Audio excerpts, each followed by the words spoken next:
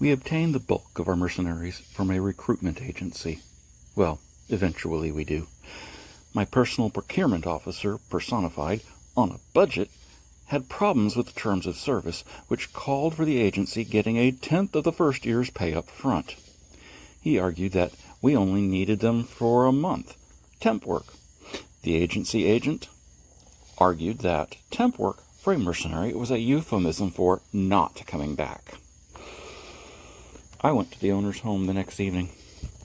He let me in, and his home was a shamble. He slept here, but he didn't care here.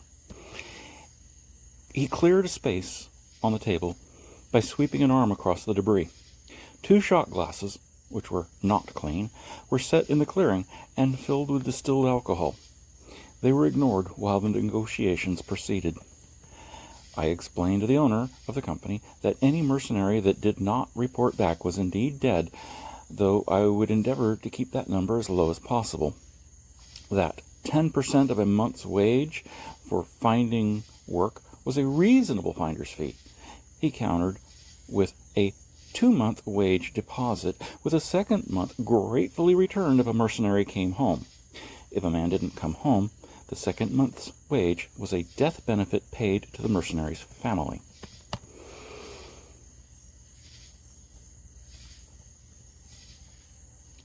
Even though he was now my minion, I honored his dedication to his men.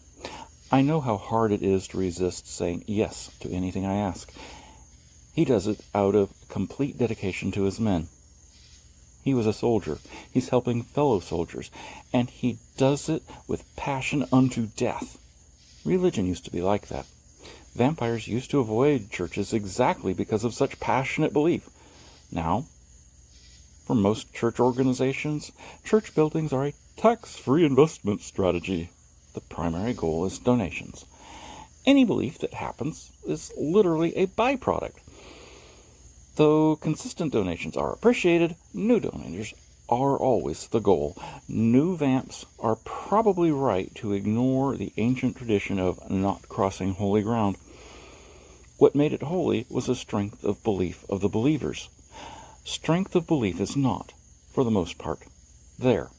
Not anymore. Anymore, it's a social club. But vampire would not invade a movie theater. Fans, derived from fanatics, are a pale reflection of the zealots who would have once screamed defiance while throwing their last spear, pulling their sword off their back, and standing with 1,000 other believers, ready to fight unto the death. I honor the lead mercenary's dedication. Lead mercenary is not how he thinks of himself, but that's exactly what he is. He walks with a cane, he takes alcohol for the pain, and by normal standards, he's insane. I love this man. Anyone who follows him has my respect. I request 50 of his finest, with rights of first refusal after interviewing the individuals. He spits on his palm and holds it out.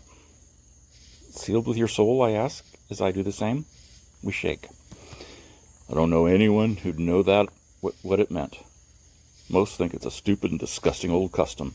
You're old school, so you know. Soldiers on the field would wipe their hand in their own blood and shake to seal the deal. Usually it was take final word to the loved ones they'd left behind. I hope I won't be taking money to widows. As few as I can manage, I say. I'm giving you good soldiers, he says. Mind you, they ain't choir boys, but they shoot straight and they follow orders. I want my boys back. Clear? Clear, sir, I say, and I mean it. Together, we each drain the shots that had sat on the table.